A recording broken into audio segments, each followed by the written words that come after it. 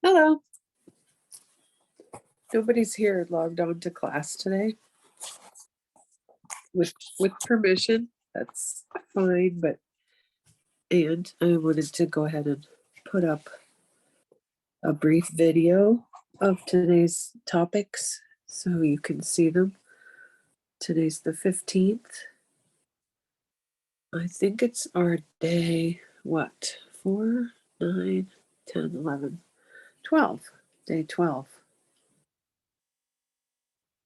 And I'm going to go over briefly how to find derivatives of logarithms.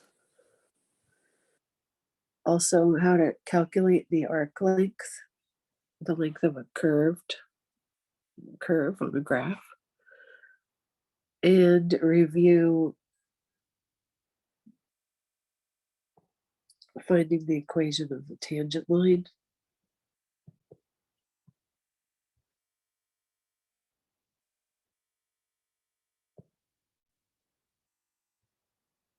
To a curve,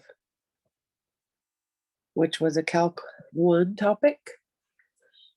But it comes up again because here we are doing derivatives again this week in chapter 6.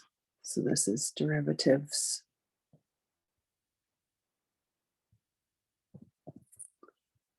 of the natural log function. X, you can only take the natural log of a positive number, so that's why they put it in absolute value. And also the logarithm, any logarithm of x. Yes. Yeah, why don't we put that in absolute value? I don't know. And then this is going to be the arc length formula, which is more stout of something to do today. And I think that assignment I will make a worksheet of. I'm going to make my own homemade worksheet of that one. So we'll probably don't have to do that till tomorrow. Anyway, I was about to go on and on, but no need. This is going to be pretty brief. So the logarithms look like this. So the derivative of natural log of absolute value of x is just 1 over x. There you go. If there's something going on in the brackets, there's more to it, of course, but that's that one. And then the derivative of log base b of x equals 1 over x times ln b. Remember the derivative of an exponential function, like we did on Monday, has that ln b in it also. So they're inverses. So I'll just review that really quickly. These are inverse functions, not of each other, but of exponential functions. So it's natural that their derivatives might look kind of similar to, they're related. They are related. So they're inverses of that. The logarithm functions look, in general, if you look at like one of those parent graph curve sketching families like that, they're like this. They come up from way down here. They have an asymptote in general if they're not shifted or anything. They don't cross that y-axis, that's their asymptote. And they don't increase very fast once they're in quadrant 1. Remember, that's quadrant 1. They model a lot of different things. We talked about them in college algebra. We use logarithms for things like calculating values for the Richter scale, or anything that's on a grand scale that you kind of have to condense onto one page. So decibels, the Richter scale, things like that, where each level is a multiple of the other or a power of the other, not just add on or something like that. So remember, these are logarithmic functions. Logarithm.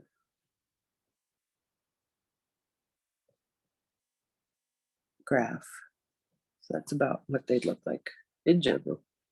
And you can put that in your device and see it. Oh, I looked at a great tutorial on Desmos too, on how to have Desmos find your derivative for you once you put a curve in. I probably should mention that when you're all here. So I'll try to remember, put that down here. Remember to do that. Desmos technique. Okay, so how about an example of each of these? So example 1, f of x equals ln, let's make it a little bit exciting, of 3x.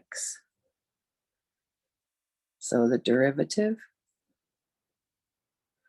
let's put this in terms of u. U is what's in parentheses usually. Du is 3.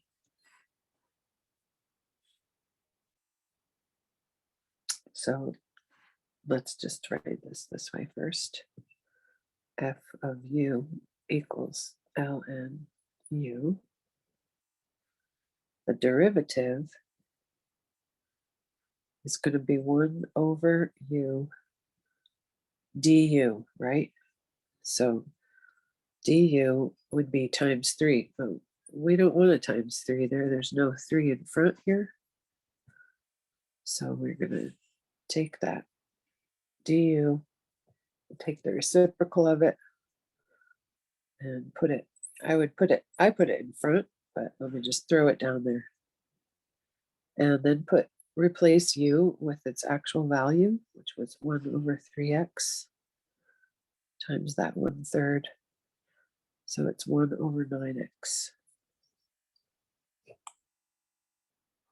For any positive x, x has to be greater than, not or equal to 0.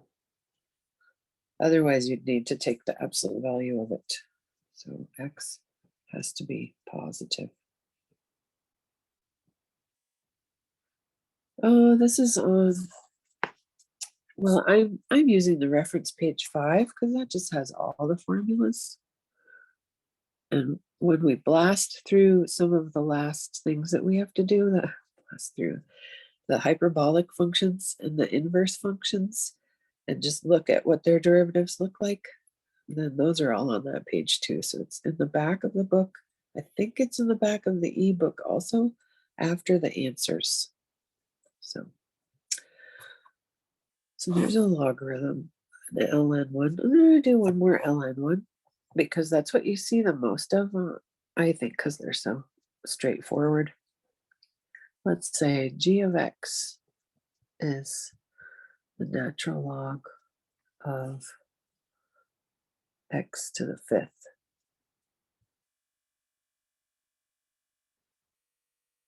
And I just wanted to review what they talked about on the video for yesterday also, that whenever you have a power like that with a logarithm going on, that power comes around to the front, and you can rewrite, that's one of the properties of logarithms.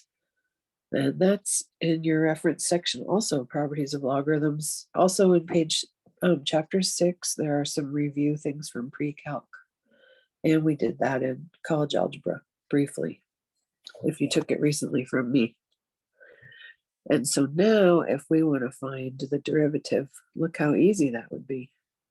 5 can hang out there. The derivative of ln x is 1 over x. So it's just 5 over x. So there you go. Sweet, right? You don't have to do U-substitution. So remember that. That's a good thing to remember. Logarithm properties. because those might make your work easier at some point. Well, they definitely will. Example 3 is, I'm going to take one from the book so it's a little bit exciting looking. Let's see. I hope you're doing well. It's very nice weather here near Chadron. Second day of cool and breezy and sunny. So it's wonderful. Here we go. Logarithm base 10. So f of x equals logarithm base 10, which we just call the natural log. But I'm going to write it because we don't want to forget, of the square root of x. So that same thing now. We'll hold up. We won't do the differentiation yet. Just remember this is x to the 1/2. And that you can take that 1/2 around to the front.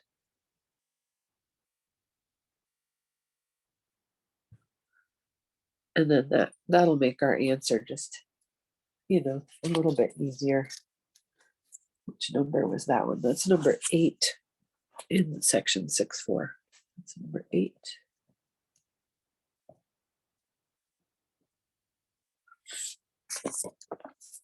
And then we just use that formula for the regular old logarithm, which was 1 over x ln b. So take the 1/2. 1 over x ln. I know it was logarithm base 10, but it's ln in the formula. And b is that 10 base. And that would be considered the exact answer if they ask you to calculate it into the decimal places. You can enter this in your calculator, push enter, times 2, and then you'd get your approximate decimal answer. Here's the derivative right here. I was about to say, any questions? So be careful to take ln 10. Don't do ln 10 times 2. That would be ln 20. That would be wrong. So take ln 10, parentheses, times 2, and you should get this. Double check, okay?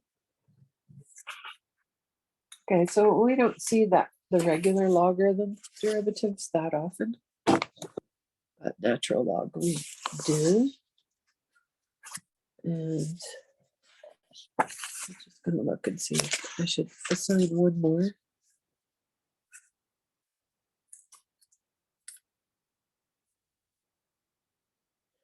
Oh yeah, let's do one more. That's a review from, oh, we could just use this one. So for this one, let's find the equation of the tangent line where x equals 25. So here we go. So example 4, that would just throw that right into the mix. Change the color. Find the equation of the tangent line to f of x, the original function.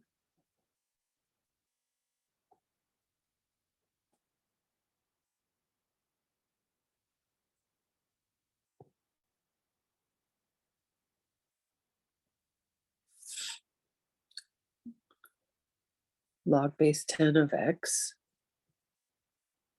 natural log of square root x, sorry, when x equals 5. So, not 5, 25. So remember I was saying, I was talking before about natural log has to be of a positive thing. Logarithm has to be of a positive number also. And the square root is going to be positive anyway. So x has to be positive for this one to work. So first of all, we need to find out what y would equal. So that would be the natural log. That's your log button of the square root of 25, which is log of 5 base 10 log. So let's see what that is.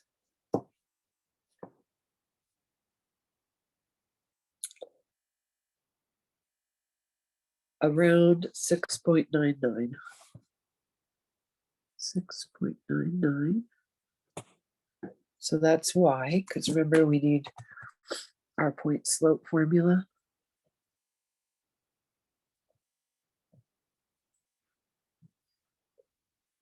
To do these. So these are going to come up always in calculus. So that's okay. Here's our y1. Here's our x1 that we're going to use in the formula. And the slope was the derivative, remember? Which was approximately 1 over 4.605x.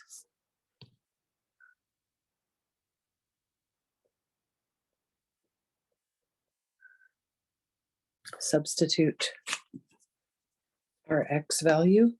This was x value. Substitute the x value in there. So 4.605 times 25. And then 1 divided by 115.125.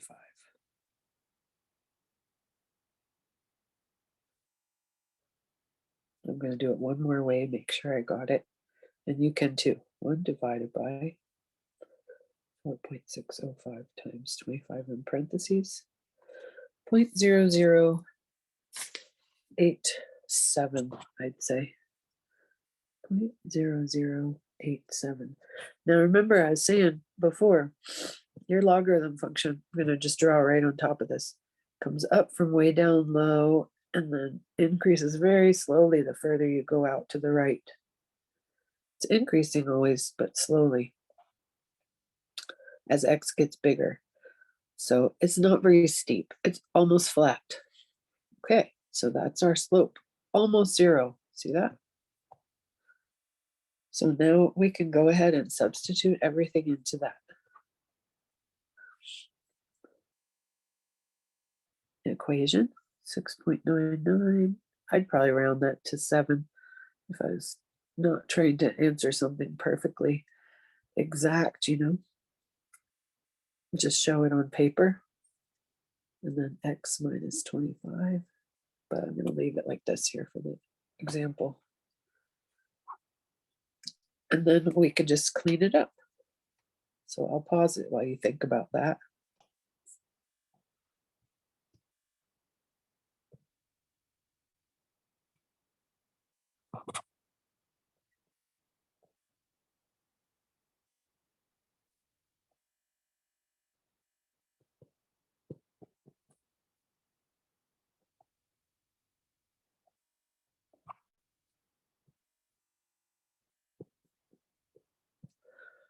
So that's the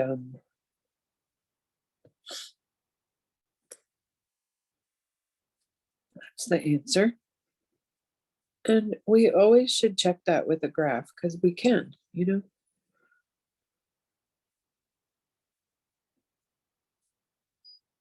My bad, I made one mistake.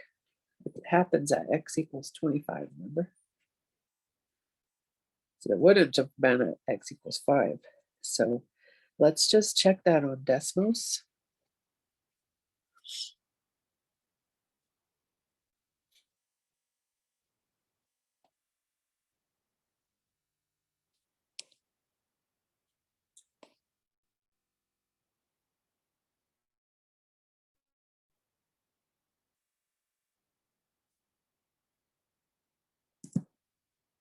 First, we want to look at, oops, come back there.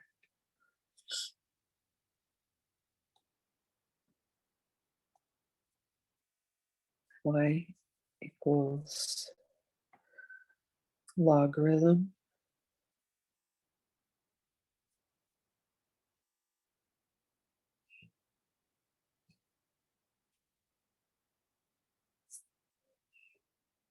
square root of x.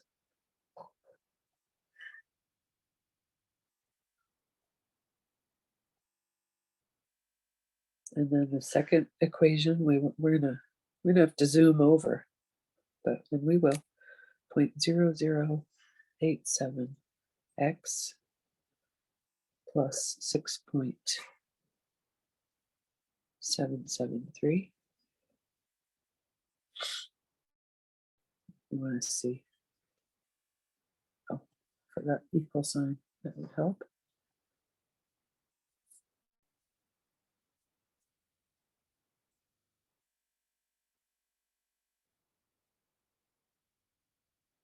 Okay.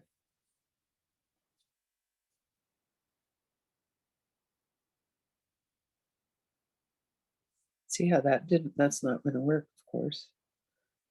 There we go. Uh-oh, now I see it. Oh, there's a mistake, right? What happened there? We want it to be tangent right over here.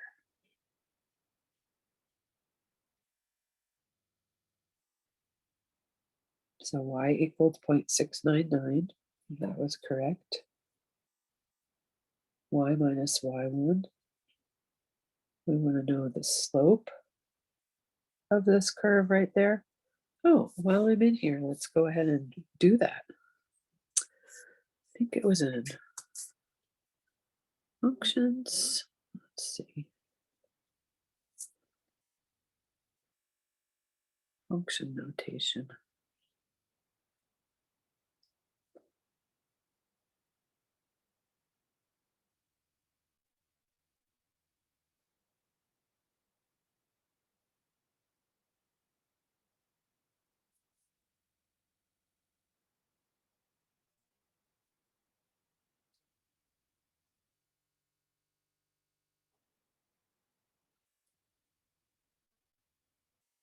And let's do our derivative.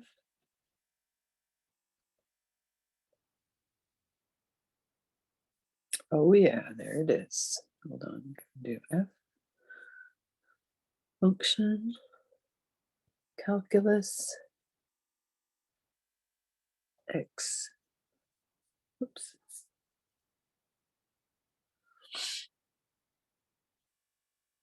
There. Here's the green is the graph of the derivative at each point. So we're looking at when x equals 25.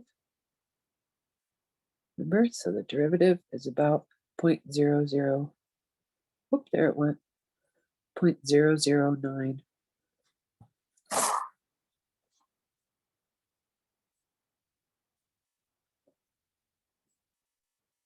So we had that right too. So let's see, what could have gone wrong with that then, with our equation? I'm gonna go ahead and put that up one more time. Actually, I should leave that and see if anyone can figure out what went wrong there. So again, the slope was this, approximately. X was 25, X1. Y1 was 6.99. And the point slope formula is y minus y1 equals x. X minus x1, approximately. And I'm just wondering if maybe that was my multiplication. 0.0087 times 25 is going to be, there you go. No, I had that. Y minus 6.99 equals 0.0087 minus 0.2175. This will come over there. So y equals x here. 0.0087x minus 0.2175 plus 6.99.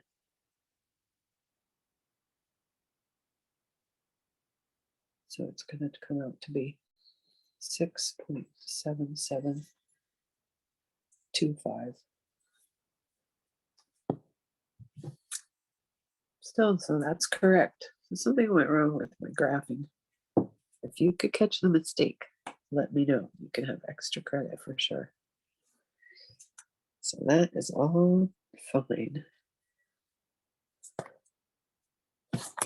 Last thing I'm going to talk about today is jumping over to arc length, section 8.1,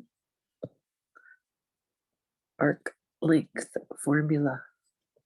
Like, we know the distance formula, but that doesn't work very accurately if you have something that's curvy like that, or in 3 dimensions on a curve.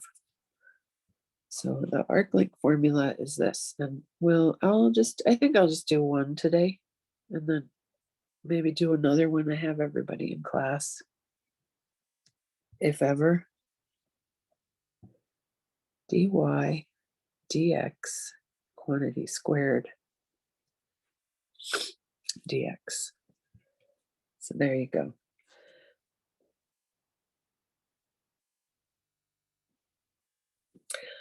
So that's how we would find the arc length. So what we're going to do, this is on page 585. And I'm just going through the example from the book right now, and then we'll do more. So let's see, we have between these points, between 1, 1 and 4, 8, that part of the curve, and the function, not the function, but it's an equation, a semi-cubical parabola, y squared equals x to the third.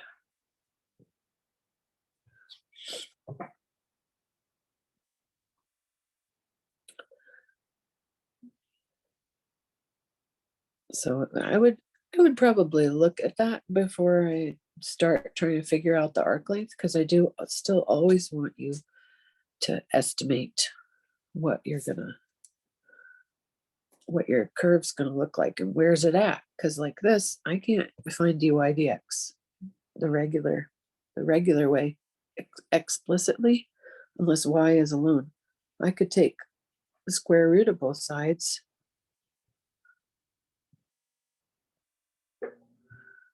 and plus or minus. So it's going to be a curve, like a symmetrical curve with a top part and a bottom part. So the part that we're looking at, it'd be easier to just graph it, look at where you're going to be, and it's going to happen in quadrant 1. And in quadrant 1, there's not going to be the negative part, just the positive. Because the negative would be like kind of down here. But we're up here. So everything's positive, everything is groovy.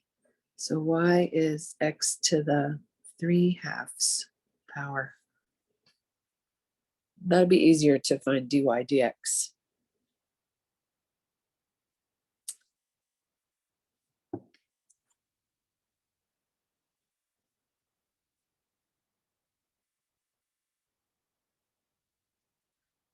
So dy dx is the same as just y prime. So it's 3/2 x to the 3/2 minus 1, remember, 1 whole. Back to derivative power rules. 3/2 x to the 1/2. Or you could say 3 square root of x over 2. So the top half in quadrant 1, the top half, or the top portion of the curve is what we're looking at. So here's your dy dx. And then in the formula, you need dy dx squared. So if we square this, just to get ready for the formula, 3 squared, square root of x squared over 2 squared. That's 9/4. So the formula is going to be the integral from the x values the lower x value to the upper x value. Your independent variable values. And then square root of 1 plus dy dx quantity squared dx over here. And then we're going to do the integral of that blue one, that blue baby, using U-substitution, just to review that. And then I'll be done for today with you, done with this. And if anyone watches this and you want to log back on later and talk me through some of your problems or vice versa, that'd be great. So I'm available all day today. After I'll go for a little jog after this. Short, only a mile or two, because I'm out of practice.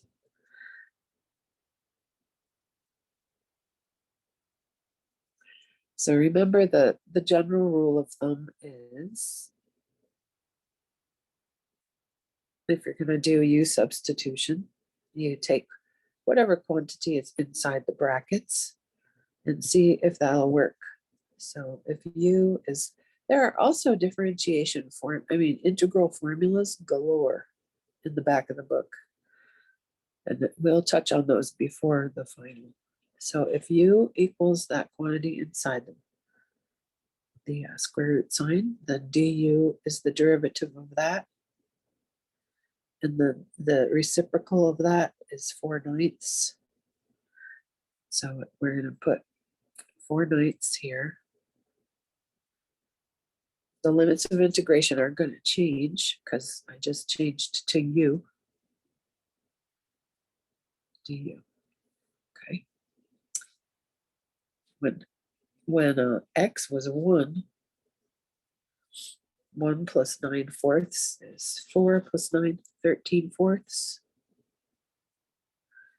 And when x was 4, u would be 1 plus 9. I know 13/4 is weird, a little weird, but no worries. And then we've got 4/9. Remember, this equals u to the 1/2. The integral of that is going to be u to the 3/2 times 2/3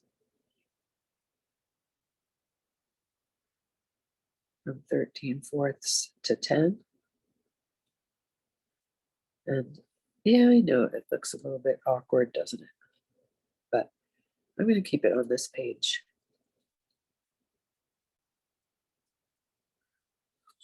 I'm going to just and rewrite 4 times 2 and 9 times 3.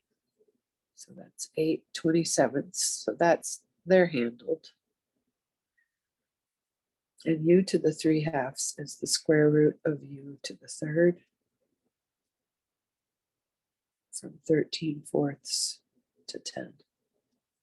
And then usually I've noticed these don't come out just a neat whole number most of the time. So don't expect that. You can just enter this into your software if you want to, or your nice calculator, because this would be square root of 10 to the 3rd minus square root of 13/4 to the 3rd.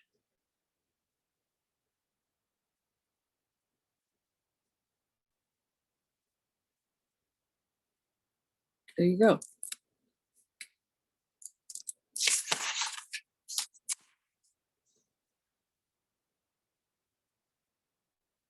It comes out to be quite beastly looking if you leave it in exact form.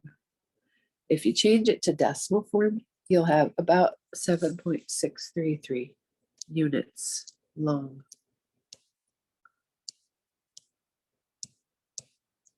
So for our purposes, since we're not doing this too heavily, I'll just only assign ones on paper. I'm going to make up the assignment on a worksheet, and you'll round your answers to 3 places after the decimal and leave it at that. So that would be the answer. If you have any questions about that, or if it's not working for you or something, let me know. Please let me know. And you will have an assignment on this, but right now your assignment is on what we did earlier, the logarithm and the natural log and the other logarithm formulas for derivatives, and that's in WebAssign with just, I think I put 12 problems only. A couple of them are review of rewriting logarithms in exponential form and vice versa, like we did in college algebra. And I think I put one in there that's finding the equation of the line. So again, like I said, this is weird, I know, to learn from a video and a book and things online. So I know it's weird. I'm available though, so anytime we could just jump back into the Zoom and work through your whole assignment if you want to. Well, not anytime, I mean, go to bed. I go to bed at 9 or 10. I need my chill time in the evening, so probably anytime before 8 p.m. today, or before 9 a.m. tomorrow. Between 7 and 9, I'm up. Could have worked with you. Okay? Well then, have a great day. See you.